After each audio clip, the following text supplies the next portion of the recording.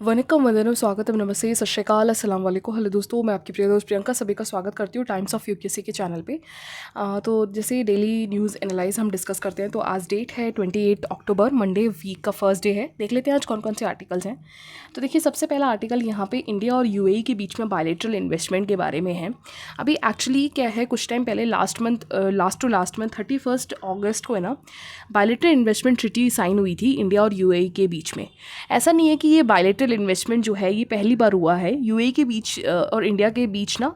2000 से लेकर 2024 तक यानी नियरली 24 ईयर से काफ़ी ज़्यादा बायलैटरल इन्वेस्टमेंट्स हुए हैं। बायलैटरल इन्वेस्टमेंट्स क्या होते हैं कि दो कंट्री के बीच में, जैसे इंडिया और यूएई है, ये आपस में टाई अप करते हैं। ठीक है, अब यूएई के पास जो ऑयल है, जो टेक्नोलॉजी है, वो इंडिया को शेयर करता है। इंडिया के पास जो एग्रीकल्चर प्रोडक्ट है, जैसे हमारे पास डेट्स है या एग्रीकल्चर के पल्सेस हैं, सोया है, मटर है, राइस है, बासमती राइस वगैरह, ठीक है, उनको हम यहाँ एक्सपोर्ट करते हैं। तो बायलैटरल इन्वेस्टमेंट का एग्जांपल बता रही हूँ कि अलग अलग कमोडिटीज़, टेक्नोलॉजी, ठीक है, दो कंट्रीज़ के बीच में होता है। इसमें कोई तीसरा थर्ड पार्टी कोई नहीं होता। ठीक है, और उसी की वजह से जो है अभी पिछले 24 साल से इंडिया के एफडीआई में, इवन यहाँ पे शेयर मार्केट्स में इन्वेस्टमेंट भी इंक्लूडेड है बायलैटरल इन्वेस्टमेंट्स में।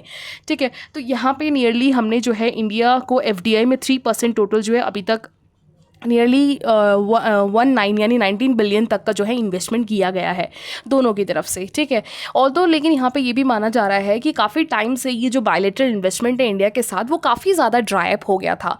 ठीक है, क्योंकि सच जैसे इसमें बताया जा रहा है कि टोटल अभी तक 2015 में ना 74 बायलैटरल इन्वेस्टमेंट किया गया था यूएई के साथ, जिसमें से 68 तो टर्मिनेट ही हो गए। अब देखिए, बायलैटरल इन्वेस्टमेंट में क्या होता है कि टर्मिनेट होने का रीज़न पता क्या होता है कि पर्टिकुलर नेशंस के जो लॉज है ना, वो दूसरा बायलैटरल नेशंस के फेवर में नहीं है। भाई फॉर एग्जांपल के लिए मान लीजिए यूएई कंट्री है, ठीक है, वो यहाँ पे इंडिया के अंडर में कोई फैक्ट्री ओपन करना चाह रही है जो कि ऑयल माइनिंग से है। ठीक है, ऑयल माइनिंग से रिलेटेड फैक्ट्री यहाँ पे शुरू करना चाह रही है किसी कोस्टल एरिया पे, किसी पे भी इन्वेस्ट करना चाह रही है ब्राउन फील्ड पे या फिर ग्रीन फील्ड पे। आपको पता है ब्राउन फील्ड वो होता है एफडीआई का जिसमें आप डायरेक्टली इन्वेस्ट ना करके, पर्टिकुलर जैसे कोई कंपनी है जियो, ऑलरेडी ये कंपनी बनी हुई है ना, इसमें इन्वेस्टमेंट करना यूएई के किसी कंपनी के द्वारा, तो वो ब्राउन फील्ड हो गया। ग्रीन फील्ड क्या होता है कि यूएई ने खुद ही आकर अपनी एक पूरी कंपनी सेटअप करी, ठीक है, खुद ने इन्वेस्टमेंट किया, खुद का सारा मैनेजमेंट है, तो सिर्फ ग्रीन फील्ड बोलते हैं क्योंकि उसने पूरा रॉ इन्वेस्टमेंट किया है, सारा लेन देन डायरेक्टली उसका है। ठीक है, तो यहाँ पे जब इन्वेस्टमेंट करेंगे तो क्या होता है कि आपके कई बार क्या होता है कि लोकल के जो लोग हैं वो सपोर्ट नहीं होते हैं उस इंडस्ट्रीज़ के लिए, कि पर्टिकुलर इस इंडस्ट्री की वजह से आसपास के जो अगर कोई नेशनल पार्क है, रिजर्व एरिया है, क्योंकि अमूमन क्या होता है ना, जहाँ पे ऑयल रिजर्व्स हैं, माइंस होती हैं ना, आप हमेशा देखना, इंडिया ही नहीं पूरे ग्लोबली ज्योग्राफी में देखना, ऑयल माइंस वाले इलाके के आसपास ना बहुत बड़ा फॉरेस्ट या कंजर्व रिजर्वेशन ज़रूर होता है, या फिर कोई रिवर, क्योंकि देखिए ये ऑयल और माइंस जो है ना नियरली रिवर बेड के पास होगा, या फिर जहाँ पे प्लेट्स एक दूसरे से सबडक्ट कर रही होंगी, वहीं जो है बहुत ज़्यादा ग्रीनरी, रिवर का फ्लो है ना, ये होने का चांस ज़्यादा होता है। तो क्या होता है कि जब आप वहाँ माइन करते हो तो पर्टिकुलर लोकल का जो रिजर्वेशन, लोकल की जो ट्राइबल कम्युनिटी है या लोकल के नॉन ट्राइबल भी जो है कई बार सपोर्ट नहीं करते हैं। ठीक है, काफ़ी बार हड़ताल होता है, तो क्या होता है कि फिर वो बायलैटरल जो इन्वेस्टमेंट होना था वो कंट्री के द्वारा, वो कैंसिल आउट हो जाता है। ये तो मैंने दिया आपको एक एग्जाम्पल कि किस वजह से जो है टर्मिनेट हो जाते हैं। एक तो ये, इसके अलावा लॉ एंड ऑर्डर, जैसे फॉर एग्जांपल हमारे इंडिया के लॉ एंड ऑर्डर्स इतने अलाउ नहीं करते हैं। जैसे कि यहाँ पे अभी इंडिया के द्वारा जो है इजराइल को बहुत सारे लेबर्स 5 साल के लिए, ठीक है, कि वो जो है वहाँ पे कंस्ट्रक्शंस के काम के लिए, हाउस जॉब्स के लिए, बहुत सारे काम्स के लिए भेजे गए हैं। अगर बाय चांस मान लीजिए इजराइल में कुछ वायलेशन किया जाता है कि वहाँ पे लेबर्स के साथ कुछ गलत होता है, तो वो जो 5 साल का एग्रीमेंट था ना उसे वापस ले सकती है इंडिया, क्योंकि वो उनके खिलाफ, उनके लॉ के अकॉर्डिंग, इंडिया के नेशन के लॉ के अकॉर्डिंग नहीं है, वहाँ जो है हार्म किया जा रहा है, जो कि यहाँ पे इंडिया के फंडामेंटल राइट्स का वायलेशन है। तो ऐसे कई बार क्या होता है कि बहुत ज़्यादा जो है दो बायलैटरल नेशंस के बीच में कई बार जो लॉ एंड ऑर्डर्स होते हैं या फिर लोकल का जो पार्टिसिपेशंस होता है वो कई बार सपोर्टिव नहीं होती है, जिसकी वजह से टर्मिनेट कर दिया जाता है। तो यहाँ पे यही बता रहे हैं कि अकॉर्डिंग टू द अभी गवर्नमेंट डेटा के अकॉर्डिंग 23 से 24 के बीच में अगर आप देखोगे ना, इंडिया में जो एफडीआई होने वाला था ना वो नियरली 24% डिक्लाइन हुआ है। दैट मीन्स इंडिया को काफ़ी लॉस हुआ है। और अभी आपको पता है कि इंडिया का का टारगेट भी अपने आप इकोनॉमी को 2.5-3 से लेकर 5 ट्रिलियन इकोनॉमी तक पहुंचाना है 2030 तक। ठीक है, तो इतने बड़े एक टारगेट में इंडिया और यूएई का जो इंपॉर्टेंट बायलैटरल है ना, वो बहुत बड़ा इंपॉर्टेंट रोल प्ले करता है। ठीक है, तो अब यहाँ पे क्या किया है, इंडिया ने अपने ट्रीटी को और फ्लेक्सिबल बनाने के लिए थोड़े से चेंजेस करे हैं। तो सबसे पहले बायलैटरल इन्वेस्टमेंट ट्रीटी में उसने क्या चेंज किया है, जैसे मान लीजिए पहले अगर कोई कोई इन्वेस्टमेंट होता था, बायलैटरल एग्रीमेंट होता था, तो क्या होता, जैसे मान लीजिए यूएई और इंडिया के बीच में हुआ, ठीक है भैया, हम ना, आप हमें टेक्नोलॉजी दीजिए और इंडिया आपको कोर्स, सीरियल कोर्स या सोयाबीन या जो भी है एग्रीकल्चर प्रोडक्ट देगा। मैं एग्जांपल के लिए बता रही हूँ। ठीक है, तो अब क्या हुआ कि इसमें कुछ लीगल इशू आ गया, मान लीजिए, ठीक है, अब लीगल इशू हो गया कुछ भी, कि टेक्नोलॉजी इंडिया में आने की वजह से जो है ये पता चला कि ये टेक्नोलॉजी जो है चाइना के थ्रू आ रही है, या फिर कुछ भी रीज़न हो सकता है। ठीक है, तो यहाँ पर क्या हुआ कि अब जो चैलेंजेस था, मतलब अब क्या होगा, पहले आप इस चीज़ का मुद्दा जो है यूएई को इंडिया के लॉ के अकॉर्डिंग पहले लड़ना होगा, और वो भी 5 साल तक।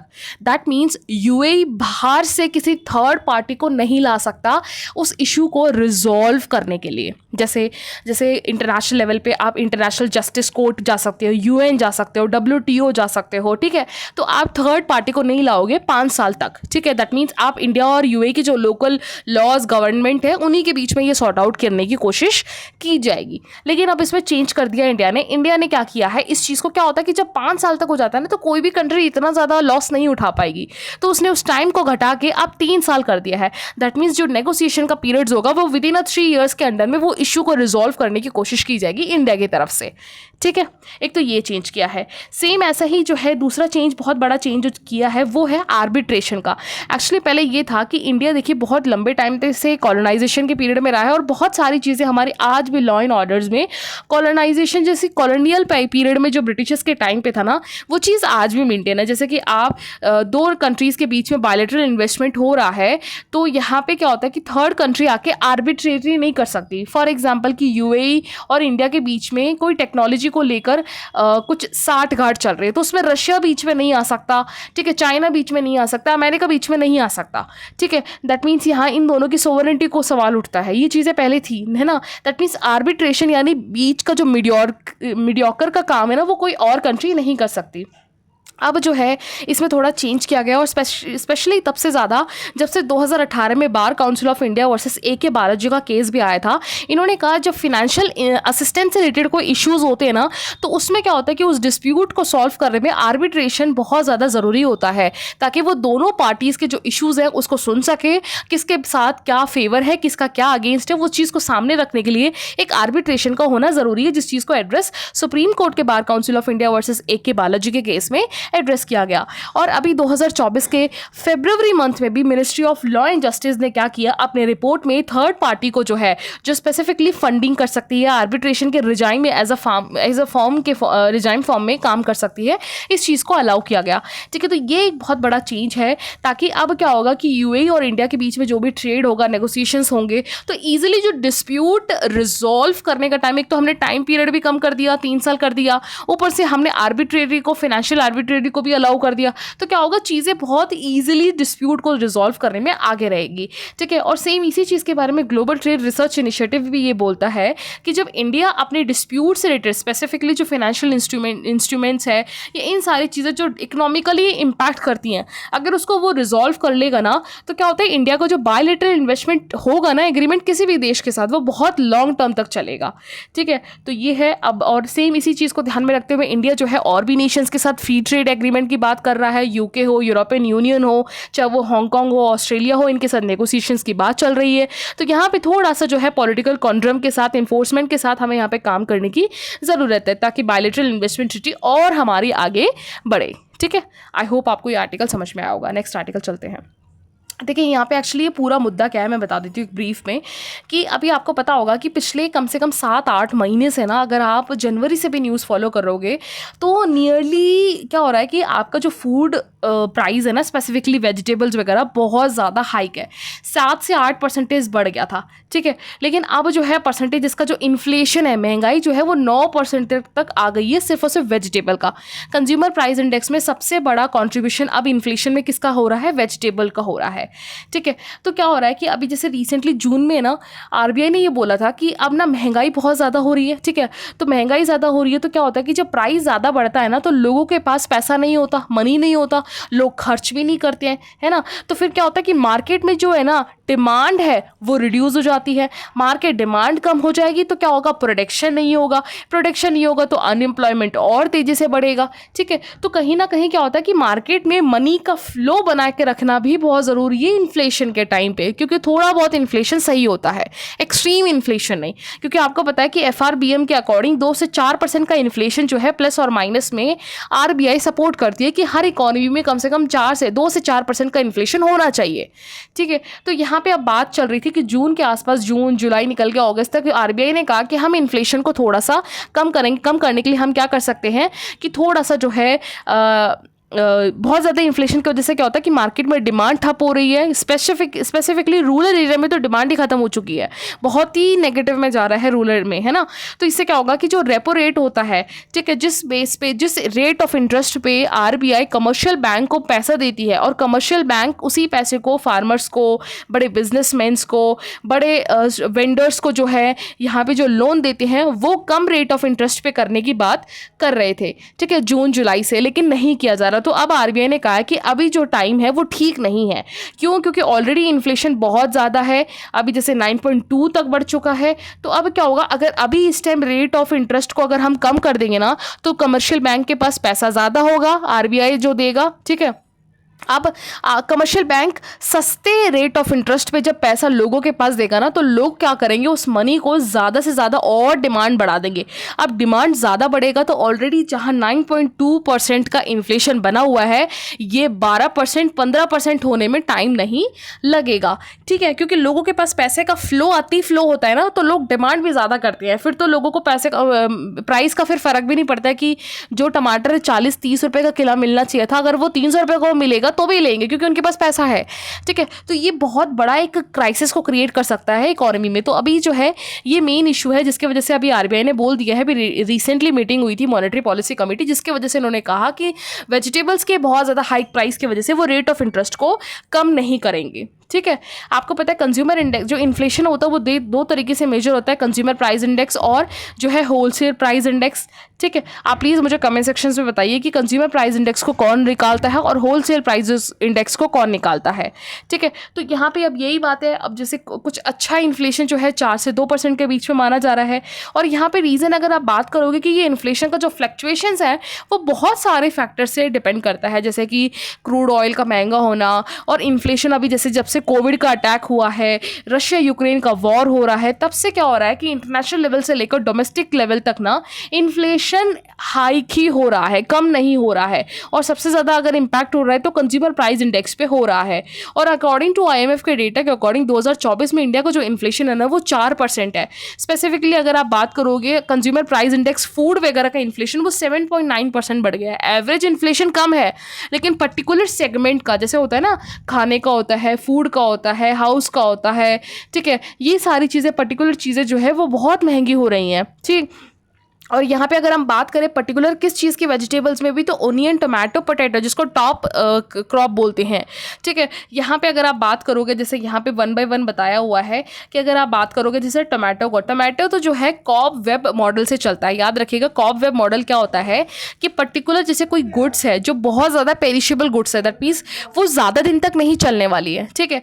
तो क्या होता है कि वो ज़्यादा दिन तक नहीं चलती, जैसे ही मार्केट में उसका सप्लाई होता है ना तो तुरंत उसकी डिमांड बढ़ती है और तुरंत उसका प्राइस भी बहुत ज़्यादा हाइक हो जाता है। तो उसको बोलते हैं कॉब वेब मॉडल, यानी बहुत शॉर्ट टाइम के लिए उसका प्राइस का बहुत ज़्यादा बढ़ना। तो वही मॉडल कौन अप्लाई कर रहा है, टमाटर अपने ऊपर करवा रहा है, ठीक है। और क्यों हो रहा है, क्योंकि देखिए जो मेन रीजन हमारे इंडिया के प्रोड्यूसर हैं टमाटर के, स्पेसिफिकली आपका कर्नाटक, आंध्र प्रदेश है, वहाँ पे एक तो खरीफ सीजन से पहले जो है एक तो रेनफॉल का डिले होना, ठीक है, एक तो ये रीज़न था। ऊपर से रेनफॉल आया भी तो बहुत ज़्यादा तेज़ी से, बहुत एक्सट्रीमली हुआ। तो यहाँ पे कम से कम 2023 20 से 30% यील्ड तो इस वजह से हुआ कि एक तो फ्लाई जो इन्फेस्टेशंस है, जैसे फ्लाई यानी जैसे कि जैसे कुछ ऐसे इंसेक्ट्स होते हैं ना जो ड्रॉट के कंडीशंस में भी आके क्रॉप्स को ख़राब कर देते हैं, और कुछ परसेंटेज जो रेनफॉल है उसकी वजह से भी जो है डिस्ट्रैक्ट हुआ है। ठीक है, इसके अलावा अगर हम ओनियन की बात करते हैं तो 50 से 60 किलो की से ज़्यादा जो है इसका प्राइस चल रहा है। साल में देखिए प्याज हम 3 सीज़न में उगाते हैं, लेकिन अभी तक जो है जो शुरू में मार्च से अक्टूबर तक का सीज़न था वो बेटर था, सॉरी उससे पहले जो जून मार्च तक का था वो था, लेकिन मार्च के बाद अक्टूबर तक का जो सीज़न है वो बहुत ही वर्स्ट हुआ है। स्पेसिफिकली ओनियन की जो रीजन है वो है महाराष्ट्र, कर्नाटका, तेलंगाना, आंध्रा, ये काफ़ी जो है डैमेज हुए हैं। ठीक है, यहाँ पे सप्लाई का बहुत ज़्यादा डिस्ट्रप्शन हुआ है। ठीक, और इसके अलावा अगर आप बात करोगे यहाँ पे देखिए इन सब चीज़ों को रोकने के लिए ग्रीन ऑपरेशन भी चलाया गया है, ताकि इन क्रॉप्स की जो मेन इशू है वो है सप्लाई इशू। एक तो रेनफॉल का इशू है कि लेट रेनफॉल आना, हीट वेव्स का चलना, इंटरनेशनल फैक्टर्स भी हैं, लोकल फैक्टर्स हैं, फिर जब रेनफॉल आए तो बहुत ओवर एक्सीड होकर रेनफॉल आना क्लाइमेट चेंज की वजह से। ठीक है, तो इससे क्या होता है कि बहुत ज़्यादा पूरी तरीके से जो है, और ये गुड्स पेरिशेबल गुड्स हैं, ज़्यादा दिन टिकते नहीं हैं, तो इनकी वजह से बहुत ज़्यादा इम्पैक्ट इनको फेस करना पड़ रहा है। तो इसकी सोल्यूशन की अगर हम बात करें तो यहाँ पे देखिए एक तो ये है, बता रहे हैं कि जैसे ही इस तरीके से जैसे ही सिचुएशन आ जाती है ना, तो एक नी जर्क रिएक्शन होता है। नी जर्क रिएक्शन यानी तुरंत के तुरंत आप जो है एक्शन उठा लो। तो इसमें क्या होगा, तो इन्होंने बोला है कि एक्सपोर्ट ड्यूटी जो लगा रखी उसको रिड्यूस करना, सॉरी उसको और बढ़ा देना, क्योंकि एक्सपोर्ट को अगर बढ़ा दोगे तो लोग बाहर से डिमांड कम करेंगे, तो हम अपने लोकल की जो है जो डिमांड है उसको फुलफिल करेंगे। इसके अलावा Jain irrigation, onion dehydration partnerships जैसे फार्मर्स के साथ बढ़ाना, कि पार्टनरशिप करके जो है फार्मर्स को ये श्योरिटी देना कि आप प्रोड्यूस करो और मार्केट में अच्छे प्राइस पे आपसे लिया जाएगा। ठीक है, इस तरीके से जो है कुछ सोल्यूशंस हमें जो है लाने की ज़रूरत है, जो स्पेसिफिकली वेजिटेबल्स की जो डिमांड या जो सप्लाई का डिस्ट्रप्शन हो रखा है मार्केट में, जिसकी वजह से इन्फ्लेशन हमारी 9% तक बढ़ चुकी है, उसको रिड्यूस करने के लिए हमें काम करना होगा। ठीक है, आई होप आपको ये समझ में आएगा। तो प्लीज़ प्याज टमाटर इनकी जो स्टेट्स है ना वो याद रख लीजिएगा, बहुत इंपॉर्टेंट है, ये इंपॉर्टेंट है, सीधा सीधा प्राइस इसमें एग्जाम्पल में आ सकता है प्रीलिम्स में। नेक्स्ट आर्टिकल चलते हैं। देखिए नेक्स्ट आर्टिकल एक तो लाइफ स्टॉक के बारे में है। देखिए एक्चुअली क्या होता है कि हर 5 साल में जो है लाइफ स्टॉक का सेंसस होता है। ठीक है, और ये करवाया जाता है union ministry of fishery, animal husbandry and dairying के द्वारा, डेयरिंग फैसिलिटीज़ के द्वारा। और अभी 21 लाइफ स्टॉक हुआ है दिल्ली में। ठीक है, और अभी जो है यहाँ पे किस किस का होता है, एनिमल, पोल्ट्री, स्ट्रे एनिमल्स का, इन सब का होता है। और अभी तक हम 20 सेंसस कंप्लीट कर चुके हैं और 1919 से चल रहा है ये। ठीक है, और इससे हमें पता क्या चलता है कि देखिए हमारे पास कैटल कितने हैं, बफेलो कितने हैं, मिथुन कितने हैं, याक कितने हैं, शीप कितने, गॉड कितने, ये सारी चीज़ें पता चलती हैं हमें। जैसे यहाँ सबसे ज़्यादा इससे इकोनॉमी का पता चलता है कि कितना कितना कंट्रीब्यूशन है हमारे इंडिया में। क्रॉस वैल्यू जीवीए के अंडर में नियरली 30% का कंट्रीब्यूशन है सिर्फ और सिर्फ इस पोल्ट्री एनिमल के बिजनेस से। ठीक है, जैसे सबसे ज़्यादा कैटल है, गॉड्स है, उसके बाद बफेलो, शीप, पिग्स हैं जो बहुत बड़ा कंट्रीब्यूशन करती हैं। ठीक है, और यहाँ पे लाइफ स्टॉक सेंसस किया गया, और इससे ये भी पता चलता है कि हमारा जो SDG का गोल 2 है, 0 हंगर के लिए, क्योंकि फूड सप्लाई करता है। इसके अलावा 2.5 maintain genetic diversity and food nutrition. Specific indicator हमारा 2.2 का जो 5 का 2 है, percentage of local livestock breeds are risk of extensions के कगार पे। तो इन सबको बचाने के लिए जो है हमारा ये बहुत बड़ा एक अच्छा इनिशिएटिव है। और इस बार कुछ नया हुआ है तो ये है कि हमने online datas, online dashboards, online capturing बहुत अच्छे से करी है लैटिट्यूड, लॉन्गिट्यूड, लोकेशंस के बेसिस पे। ऊपर से हमने ये सारा डेटा जो है काफ़ी ज़्यादा life stock socio economic status के बेसिस पे भी तैयार किया है। ठीक है, तो ये काफ़ी अच्छी एक तरीका है, तो देख लीजिए। इसके अलावा नेक्स्ट आर्टिकल है इलेक्शन फार्म सेक्टर। देखिए इसमें एक्चुअली पूरा न्यूज़ में बताया क्या रखा है कि एक्चुअली क्या होता है कि हर बार पिछले 4-5 साल से देखोगे तो शुगर में हमेशा से महाराष्ट्र टॉप पे रहा है, लेकिन इस बार जो है यूपी टॉप कर गया। दैट मीन्स महाराष्ट्र में अभी रिसेंटली आपको पता है स्टेट का भी इलेक्शन हुआ, जनरल असेंबली का भी इलेक्शन हुआ था उससे पहले। ठीक है, तो यहाँ पे ड्रॉट का फेस जो है सिचुएशन यहाँ पे फेस किया जा रहा है, लेकिन उस चीज़ को एड्रेस कोई नहीं कर रहा। अब ड्रॉट की वजह से ही क्या हो रहा है, शुगर में जो हो बहुत सालों से, काफ़ी लंबे टाइम से जो टॉप पे था स्टेट, अब वो पीछे होता जा रहा है। ठीक है, ड्रॉट फेस करना पड़ रहा है। और क्योंकि देखिए क्या होता है कि जो शुगर केन होता है ना वो कम से कम 12 से 18 महीने का एक प्लांटेशन होता है, और इसको अच्छा खासा पानी की ज़रूरत होती है। और ऊपर से यहाँ पे अभी जो है मई जून के आसपास हीट वेव्स की वजह से प्रोडक्शन काफ़ी जो है कम हो गया, रेनफॉल बहुत ज़्यादा रिड्यूस हो गई। ठीक है, तो यहाँ पे जो है ड्रॉट की वजह से इस केस को जो स्पेसिफिकली कौन कौन से एरिया हैं, जैसे कि विदर्भ है, मराठावाड़ है, मध्य महाराष्ट्र को कोकण वाला जो रीजन है, यहाँ पे रेनफॉल के डिफिशिट की वजह से काफ़ी ज़्यादा ड्रॉट फेस करना पड़ रहा है। ठीक है। और यहाँ पे इवन ये भी बोला जा रहा है कि देखिए एक चीज़ नाबार्ड ने भी ये बात बोली है, महाराष्ट्र के अंदर सर्वे 2021 बेसिस के हिसाब से महाराष्ट्र 59% एरिया है इसका रूरल एरिया, जो पूरा तरीके से जो है एग्रीकल्चर पे डिपेंडेंट है। पूरी इंडिया में अगर सबसे ज़्यादा एग्रीकल्चर प्रोड्यूस करता है ना तो वो है महाराष्ट्र। ज़्यादातर लोग इस पर डिपेंड है। सोचिए ये 17% यहाँ पे लोग डिपेंडेंट है, और एम्प्लॉयमेंट ये जो है 43% जो है एम्प्लॉयमेंट देता है एग्रीकल्चर का, और ये 11% शेयर करता है इंडिया के जीडीपी में एग्रीकल्चर में। तो बहुत बड़ा कंट्रीब्यूशन है महाराष्ट्र का एग्रीकल्चर में पूरे ओवरऑल जीडीपी में, ठीक है। तो इस ड्रॉट की वजह से ऐसा नहीं है कि सिर्फ और सिर्फ शुगर केन हुआ है, इसके अलावा महाराष्ट्र और भी चीज़ों में लीडिंग रोल है, जैसे कि अब शुगर को है यूपी ने ले लिया है। इसके अलावा जो है जौ जिसको सॉर्गम बोलते हैं उसमें भी नंबर 1 है, ओनियन पोमेग्रेडो में भी है। इसके अलावा दूसरा जो कॉटन है गुजरात के बाद महाराष्ट्र ही है। सोयाबीन जो कि मध्य प्रदेश के बाद सोयाबीन उसके बाद मध्य प्रदेश है, महाराष्ट्र के बाद मध्य प्रदेश में आता है। चना जो जिसे चिकपी बोलते हैं आफ्टर मध्य प्रदेश महाराष्ट्र आता है। अरहर में भी जो है कर्नाटक के बाद महाराष्ट्र आता है। मिल्क प्रोड्यूस गुजरात के बाद महाराष्ट्र आता है। इसके अलावा यहाँ पे महाराष्ट्र कोंकण जो नागपुर वाला विदर्भ वाला जो रीजन है ईस्टर्न वाले में, वहाँ पे भी पर्टिकुलर रीजन्स जो हैं बहुत ज़्यादा राइस के प्रोडक्शन भी हैं। इसके अलावा मिल्क के प्रोडक्शन में जैसे गोकुलवर्णा, राजम बाबू, ठीक है, सोनाई चेतल, ये सारे प्राइवेट एंटिटीज़ हैं जो बहुत बड़े ह्यूज लेवल पे जो है गुजरात के बाद बहुत बड़ा मिल्क प्रोड्यूस करती हैं, ठीक है। तो यहाँ कहने का मतलब ये है कि इस ड्रॉट की वजह से क्या होता है कि अभी देखिए 2 इलेक्शंस में निकल गए हैं, लेकिन कहीं ना कहीं इनमें नेग्लिजेंस पाया गया है। अब जैसे कैसे नेग्लिजेंस है, देखिए जैसे क्या होता है कि यहाँ पे इन्होंने बोला सोयाबीन का एग्जाम्पल ले लेंगे तो यहाँ पे मार्केट प्राइस जो MSP जो गवर्नमेंट MSP दे रही है वो 4300 से लेकर 4400 तक है, जबकि बिना MSP की जो है प्राइस 4800 के आसपास है, नियरली 5000 के आसपास। सेम ऐसा ही कपास के साथ है जो कि MSP में 6500 है और मार्केट प्राइस जो है एक्चुअल में उसका जो है नियरली 7000 के आसपास है। तो सोचिए MSP से जो है लोगों को जो पैसा मिलना चाहिए वो बहुत कम है एज कंपेयर नॉन मार्केट के, मतलब मार्केट प्राइस के, क्योंकि MSP कौन डिसाइड करता है? गवर्नमेंट डिसाइड करती है क्रॉप की जो है कटाई से पहले, ठीक है, क्रॉप सोइंग से। तो यहाँ पे एक तो ये रीज़न, ऊपर से ड्रॉट है, ऊपर से यहाँ पे 2-2 बार असेंबली भी हो चुकी है। तो कहीं ना कहीं पॉलिटिक्स में ये चीज़ें ये बताई जा रही हैं कि जो कोर इशू है ना इसको कहीं ना कहीं नेगलेक्ट किया जा रहा है। इवन यहाँ पे इस चीज़ को इशू को एड्रेस करने के लिए जैसे कि लड़की बहन करके या बहुत सारे स्कीम्स हैं, लेकिन वो इतने सक्सेसफुल नहीं हैं। और यहाँ पे सोचिए आप, यहाँ पे नियरली 40% के आसपास लोगों का जो है जनरेशन सिर्फ और सिर्फ एग्रीकल्चर से होता है पूरे महाराष्ट्र का। तो ये बहुत बड़ा कंट्रीब्यूशन है ये पूरे नेशंस के लिए, तो यहाँ पे एड्रेस करने की ज़रूरत है, ठीक है। इसके अलावा नेक्स्ट आर्टिकल जो है देखिए यहाँ पे न्यूज़ में सिंपली बता देती हूँ, आप लक्ष्मीकांत से इस चैप्टर को पूरी तरीके से पढ़ना कि एक्चुअली क्या है। अभी हमारे जो नए चीफ जस्टिस ऑफ इंडिया है, अभी 24 अक्टूबर को इनको अपॉइंटमेंट हो गया है, मिस्टर संजीव खन्ना, जिन्होंने रिप्लेस किया है CJI DY चंद्रचूड़ जी को, ठीक है। और इनका टाइम पीरियड हो गया, सीनियरिटी के बेसिस पे जो है मिस्टर संजीव खन्ना आते हैं। देखिए ये टेन्योर इनका नवंबर से अब मई तक चलेगा, दैट मीन्स 184 तक अभी ये चलेंगे। इसके बाद पूरी लिस्ट दे रखी है कौन कौन नेक्स्ट आने वाला है। जो ये टेन्योर है चीफ जस्टिस का जो डिसाइड होता है ये मेमोरेंडम ऑफ प्रोसीजर से होता है। इसमें सबसे पहले जो है ये देखिए मेमोरेंडम ऑफ प्रोसीजर्स 1999 से चल रहा है, ठीक है। इसमें union ministry of law justice and company जो है इसमें मेनली CGI के सामने लिस्ट प्रेजेंट करती है।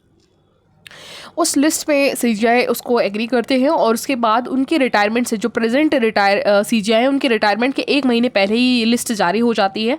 उसके बाद फिर ये प्राइम मिनिस्टर के बाद भेजा जाता है union ministry law and justice के द्वारा। फिर प्राइम मिनिस्टर इसे जो है किसको कंफर्म करवाते हैं, अवेयर करवाते हैं, प्रेसिडेंट को बताया जाता है, ठीक है। तो ये पूरा एक अच्छा मेमोरेंडम ऑफ प्रोसीजर लंबा चलता है 1999 से। उससे पहले कुछ केसेस भी हैं जो कि इसमें तो देखिए ओपनली अच्छे से नहीं डिस्कस किया गया है, लेकिन हमें आपको लक्ष्मीकांत से इसको पढ़ना होगा, यहाँ पे नहीं है इसमें अच्छे से, ठीक है। और अगर ये भी बात पूछे कि क्या इस मेमोरेंडम ऑफ प्रोसीजर्स को उल्लंघन भी किया गया है, कि मतलब देखिए प्रोसीजर्स में क्या होता है, मेमोरेंडम ऑफ प्रोसीजर्स में सीनियरिटी देखी जाती है। तो हाँ ऐसा किया गया है 2 बार इंदिरा गांधी जी के सरकार में। एक तो 1973 में AN रॉय जी जो है इन्हें बनाया गया था, किसको, ML शहलत, KS हेगड़े और AN ग्रोवर को बाईपास करके। ऐसे ही सेम उसके बाद जो है 1977 में भी इंदिरा गांधी जी के ही HR खन्ना को जस्टिस बाकी MH बेग को जो है सरपास करके इन्हें बनाया गया। दैट मीन्स सीनियरिटी के जो जजेस हैं उन्हें छोड़ के जो नॉन सीनियरिटी वाले जजेस हैं उन्हें बनाया गया, जो कि मेमोरेंडम ऑफ प्रोसीजर्स का उल्लंघन है। और मेमोरेंडम ऑफ प्रोसीजर जबकि बेसिक स्ट्रक्चर्स का वन ऑफ द पार्ट है। केस में भारतीय केस के बाद ही, जबकि ये 1973 वाला जो केस, पहला वाला जो AN रॉय केस था वो आया था, ठीक है। तो आपको ये पता होना चाहिए। तो प्लीज़ लक्ष्मीकांत से एक बार इसको रिवाइज कर लीजिएगा। तो आज का ये आर्टिकल है। Thank you.